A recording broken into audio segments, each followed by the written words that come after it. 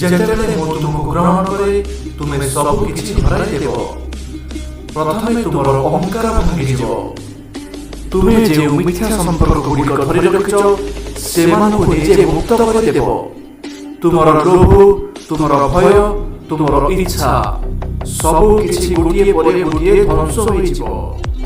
କାରଣ ଯିଏ ମୋ ପାଖକୁ ଆସେ ସେ ଖାଲି ହାତରେ ଆସନ୍ତି ଏବଂ ଯିଏ ମୋତେ ପାଇବ ସେ ନିଜକୁ ହରାନ୍ତି। ତୁମେ ସବୁ କିଛି ହରାଇଥିବା ଭଳି ଅନୁଭବ ହେବ, କିନ୍ତୁ ତାହା ତୁମର ସବୁଠାରୁ ବଡ଼ ବିଜୟ ହେବ। ମୁଁ ତୁମକୁ ଦୁନିଆରୁ ଚାହେଁ ନାହିଁ।